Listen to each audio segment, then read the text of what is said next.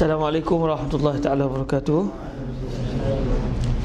Alhamdulillahirabbil alamin wassalatu wassalamu ala asyrafil anbiya'i wal mursalin sayyidina wa maulana Muhammadin wa ala alihi wa sahbihi ajma'in. Asyhadu an la ilaha illallah wa asyhadu anna sayyidana wa habibana Muhammadan abduhu wa rasuluhu safiyuhu min khalqihi wa habibuhu addal amanah wa ballaghar risalah wa nasahal ummah wa kasyafallahu bihil ghummah. Allahumma salli wa sallim wa zid wa barik ala sayyidina wa maulana Muhammadin wa ala ali sayyidina Muhammad.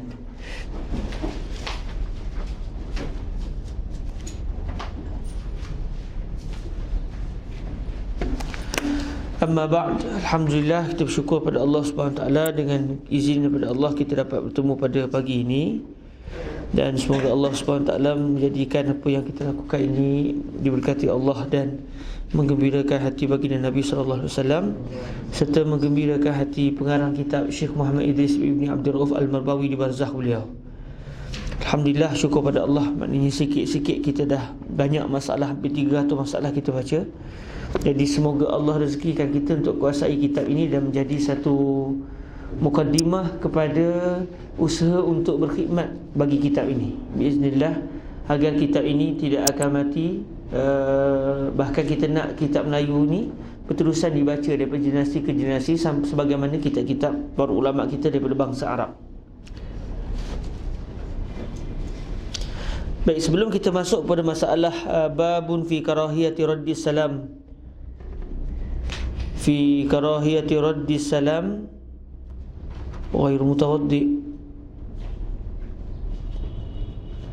mutawaddi'in, kita balik semula kepada dua masalah sebelum ni yang ada ketidakjelasan, tapi alhamdulillah Allah rezekikan kita kejelasan. Samar ada sebarang tambahan sebelum anda masuk? Kok Samar ada tambahan untuk isu Imam Ishaq ibn Rahuyah? Ada sebarang penjelasan? Tak ada. Kalau tak ada, kalau saya tu saya jelaskan terus, tak izin bersama. Okey, pada masalah sebelum ini, iaitu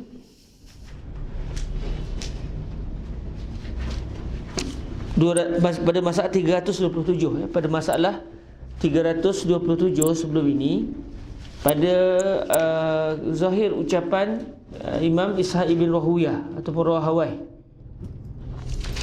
baris yang keempat daripada masalah 327 tu, kata Ishaq, jika dibalakan seseorang itu dengan pasti pakai air nabiz, maka berwuduklah ia dengan dia itu, tetapi tayamum lebih suka kepadaku.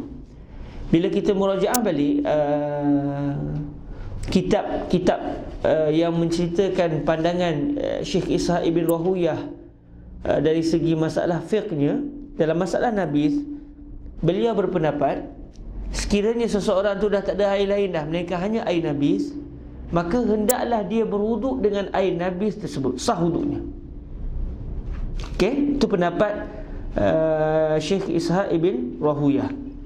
Kalau tak ada air langsung, maka hendaklah dia berwuduk dengan air nabiz tersebut. Maksudnya kalau ikut mazhab Syafi'i tak sahlah wuduk tadi, sebab air nabiz tu maknanya dia sudah berubah bau rasa dan warna. Dia termasuk dalam kisim mutahhirun ghairu mutahhirin. Tapi berdasarkan pandangan Syekh Ishaq ibn Rahuyah, boleh, bahkan mesti berwuduk. Orang itu hendaklah berwuduk dengan air nabiz tersebut dan sah wuduknya. Cuma kata Syekh ibn Rahuyah, kalau digabungkan sekali di antara wuduk dengan air nabiz dan tayamum, itu lebih beliau sukai. Ini yang dimaksudkan oleh pengarang dalam kitab ni. Kalau kita baca dalam ucapan pengarang, kata Ishaq, jika dibalakan seseorang itu dengan pasti pakai air nabiz, maka berwuduklah ia dengan dia itu, iaitu sah wuduk sekiranya orang itu berwuduk dengan air nabiz, tetapi tayamum lebih suka kepadaku, iaitu lebih suka kepadaku dari sudut tayamum disertakan sekali dengan air nabiz. Jadi tetapi tayamum, iaitu tetapi digabungkan air nabiz dengan tayamum, itu lebih aku sukai. Jadi yang wajib apa? Yang wajib berwuduk dengan air nabiz di sisi Syekh Ishaq ibn Rahawai. Tetapi yang disunatkan bukan sekadar yang disunatkan adalah digabungkan berwuduk dengan air nabis kemudian bertayamum, atau bertayamum dulu kemudian berwuduk dengan air nabis. Cuma zahir ucapan tu seakan-akan bertayamum tu selepas daripada berwuduk dengan air nabis. Ini pandangan yang disebut oleh para ulama yang dinisbahkan kepada Syekh Ishaq ibn Rahuyah. Beliau salah seorang mujtahid, tapi mazhab beliau tidak berkembang dan tidak ada atba' yang meneruskan. Jadi kita hanya mengetahui pendapat beliau berdasarkan apa yang dinukilkan oleh para ulama di dalam kitab-kitab mereka. Itu selesai, itu jelas. Baik, masalah 329 pada ucapan kata Ibnul Arabi yang saya tak faham tu.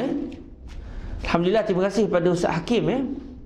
Beliau telah berusaha keras sehingga akhirnya menjumpai masalah itu. Maka layaklah beliau untuk baca kitab Al-Mazi, insya-Allah. Kata Ibnul Arabi, melainkan bahawa adalah ia kebiasaannya daripada sinaahnya, atau melazimkan berkumuh-kumuh rupa, maka jadilah ia wajib. Isu dia, bila minum air susu, bila minum air susu ni bila wajib berkumuh-kumuh. Bila seseorang itu wajib berkumuh-kumuh. Jadi kita dah sebut sebelum ni, seseorang yang dia ni ada benda-benda yang bau tak sedap. Contoh, dia minum susu, lepas tu biar lama-lama mulut dia akan mula berbau, bau susu tadi. Atau dia makan petai apa semuanya, maka disunatkan dia untuk berkumur-kumur dan menghilangkan bau tersebut. Disunatkan, tidak wajib. Kata Syekh Ibnul Arabi, melainkan bahawa adalah ia kebiasaannya. Memang dia ni bukan sekali-sekala je, memang tiap-tiap hari begitulah bau dia. Contoh, memang orang yang macam di kampung saya di Mobok Kedah tu, ada satu makcik tu memang dia kerja buat belacan. Pergi rumah dia hari raya pun kata, makcik nak pergi raya, dia kata dia raya tak ada belacan dah. Di Mobok di Sungai Piai Kedah. Jadi memang dia tu memang masam saja dengan belacan, bau belacan, rumah bau belacan, dia pun macam belacan, bosok. Jadi kalau begitu keadaan dia, kalau dia nak pergi ke rumah orang, dia nak pergi ke Nukarawi, nak pergi sembahyang apa, dia wajib untuk mandi terlebih dahulu. Dia wajib untuk menghilangkan bau-bau tersebut. Jadi kata Ibnul Arabi, melainkan bahawa adalah ia kebiasaannya daripada sinaahnya. Dia tu macam buat belacan tadi. Okey? Atau melazimkan berkumuh-kumuh. Kalimah berkumuh-kumuh ni menyebabkan saya tak faham apa ya. Saya terfikir berkumur-kumur. Ingatkan berkumuh-kumuh tu maknanya berkumur-kumur. Rupanya berkumuh-kumuh itu maksud dia badan dia ni kotor. Kumuhan, perkumuhan ni kalau tengok dalam kamus, kumuh, kotor, keji, cemar. Jadi itu sebab dia saya terlepas pandang.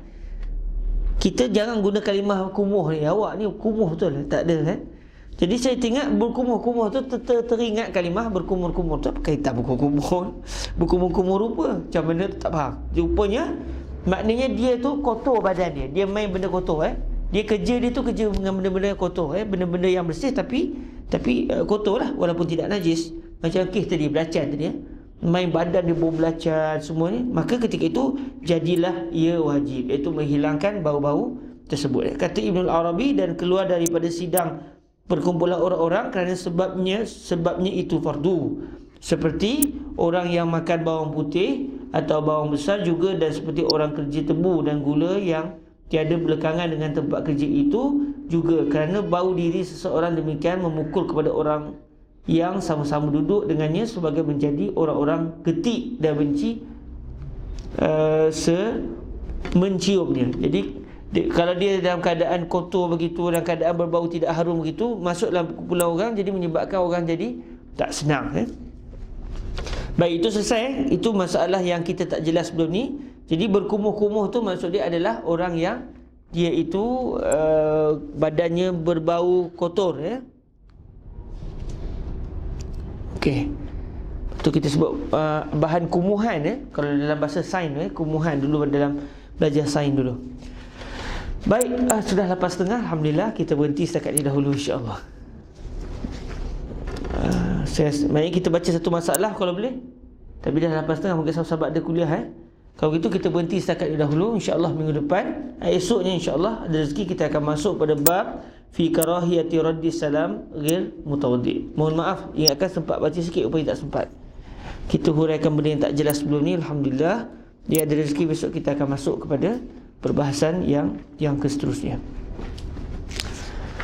Okey. Baik, sekarang tu dahulu mari kita sama-sama berselawat ke atas Nabi Muhammad sallallahu alaihi wasallam. Allahumma salli afdhala salatin ala as'adi makhluqatika sayyidina wa ala alihi wa sahbihi wa sallim adada karakadzakiruna wa Allahumma salli afdhala salatin ala as'adi makhluqatika sayyidina Muhammadin wa ala alihi wa sahbihi adada ma'lumatika limatika kullama zakaraka dzakiruna wa ghafala an zikrihil ghafilun. Allahumma salli afdhala salatin ala وعلى آله وصحبه وسلم عدد معلوماتك ومداد كلماتك كلما ذكر